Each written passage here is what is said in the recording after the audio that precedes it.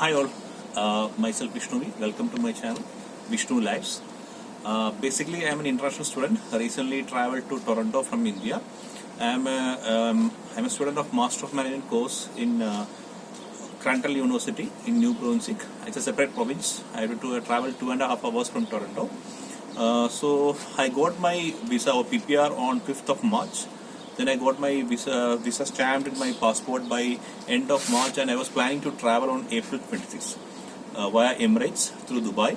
So I had a flight from Kochi to Dubai and Dubai to Toronto. That was my travel plan initially.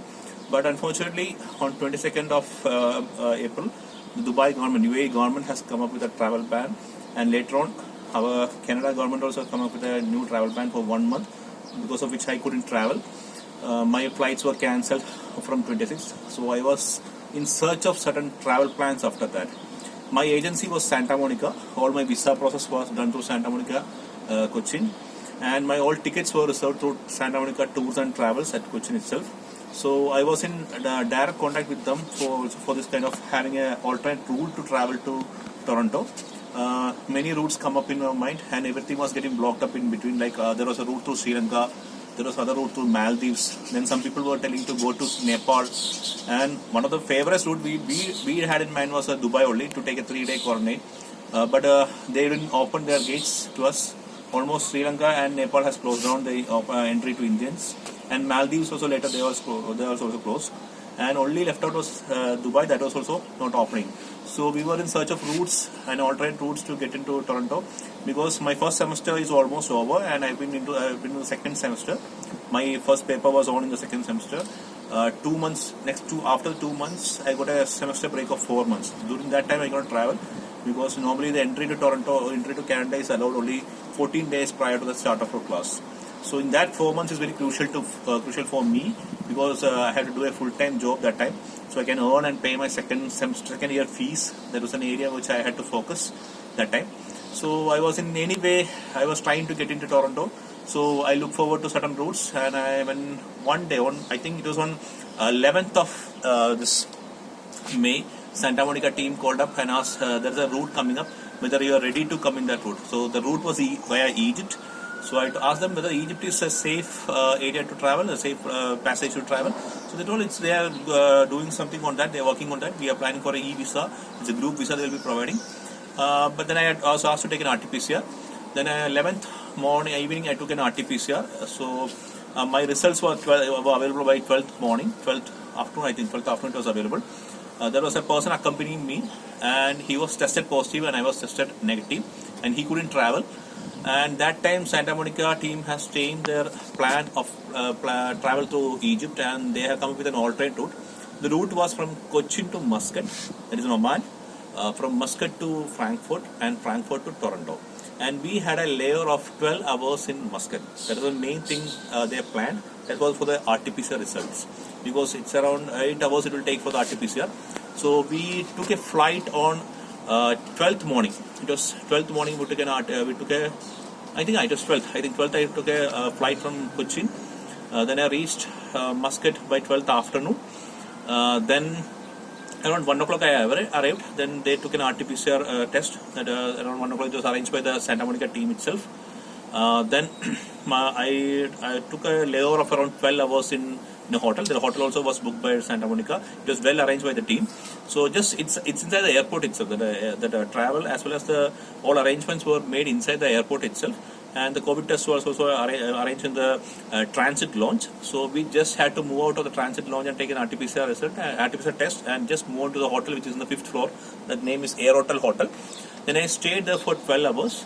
By night around 10 o'clock, I think 10 o'clock the results were out, and we all received our papers with our RT-PCR result, out of which there are 20 students were traveling in a group, out of which around 2 people turned positive and they couldn't travel. And by 10:30 the Oman Air staff came up, and they asked for our RT-PCR results, and they asked it to come in a line, and they started checking our documents, because we had to transit through Frankfurt to Toronto. No? So they came up and they asked for the documents. So from 10:30 to 12 o'clock they started checking our documents. Every student's documents were checked. They checked for the LOA, they checked for the fees payment receipts, then your GAC document, and one of the main thing was port of entry. That was the main document they checked. That was also checked, and they took a photo of every documents, and they were sending to Canadian authorities. By 12 o'clock, everyone's documents were cleared and given a permission to board the flight. And the flight was at 2 a.m. in the morning from Oman to Frankfurt. So we boarded at around 1:30, and by 2 o'clock the flight left Oman, and we reached Frankfurt in the morning 7 o'clock. In Frankfurt airport, there is no RT-PCR available. We had a layover of 2 hours. From there, we had an Air Canada flight. So we transited through the immigration, and we had an X-ray check and all. There were all documents, every baggages were kept open for checking. So that was done in the security area. After that, we went in search of the gate for Air Canada flight. There we encountered again a search program by the Air Canada staff. They asked for every documents. There was a lady from Air Canada side. They kept us in line, and they were asking for certain documents like again port of entry, again documents like LOA, fees receipt and all. Again they checked, and they asked how did you get the permission to board till Toronto? Because I told her we had a permission through Oman Air. So our boarding pass was issued from Kochi till Toronto. Then they issued a new boarding pass from Frankfurt to Toronto. Everything was cleared, no issues. Only some people had certain issues. They asked for certain papers and all. That was also cleared. Other 18 people also cleared, and we just boarded flight from Frankfurt at 10 o'clock in the morning. The flight was full.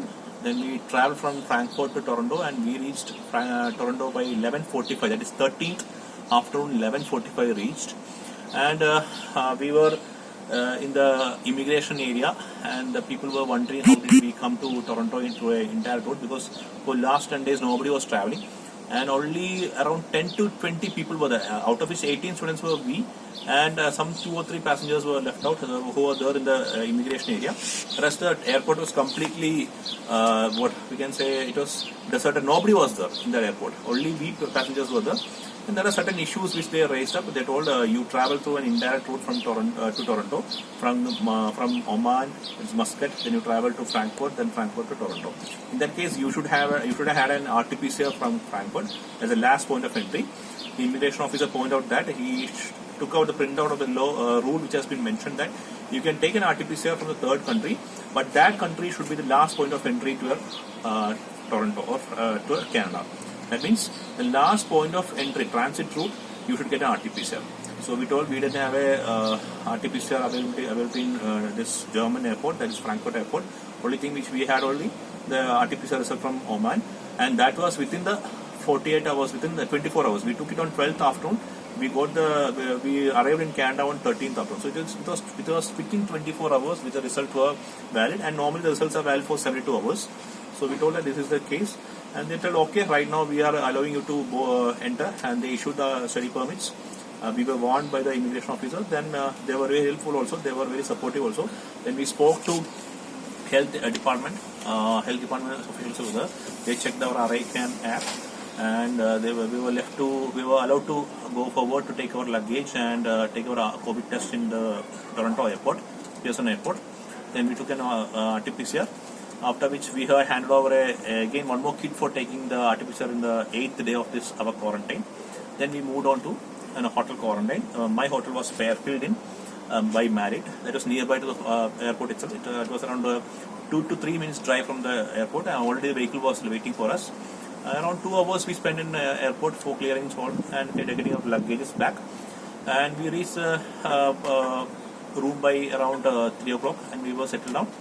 And after that, I made a video with respect to this in Malayalam, that's my local language, and many of them asked me to put this video in Hindi or English. That will be very helpful for more audiences. So I thought of making this video. And other travel plans, some of them were asking me for other travel plans which is available. The other travel plans which I can suggest you right now is through Ethiopian route. And one lady is staying nearby to my Airbnb, other room.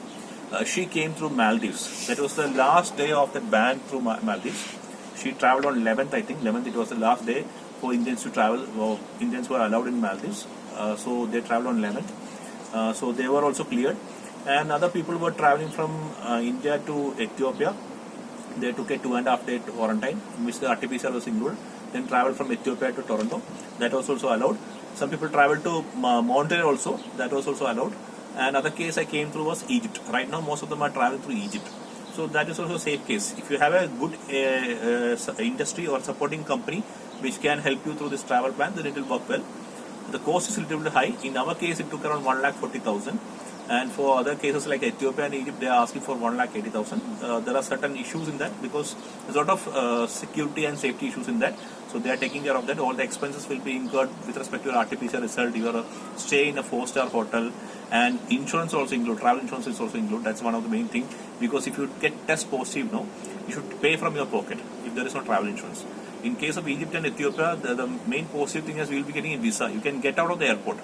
In our case, the other difficulty was that we cannot get out of the airport because there is no e-visa for us, or the visa will not be issued for Indians in Oman. So that's the issue. 2 of them tested positive and they had to pay from their pockets. But in case of Ethiopia and Egypt, I think there is a 3-day quarantine, and as plus they will be getting a visa. With that help, you can, if anyone gets test positive, then you can have a travel insurance which will be covering your COVID related issues. So that is in that route which I can suggest right now. And if you don't want to spend that much amount, you can wait. You can wait for the opening of gates. The travel ban will be lifted by next 2 months. The TPR rate should come down in India. I think hopefully it will happen. I'm planning to make a video on our hotel quarantine and our baggages, how we manage our baggages, how we packed our baggage, and the kind of documents which is important for traveling. That will make us a next video. And stay tuned. Thank you.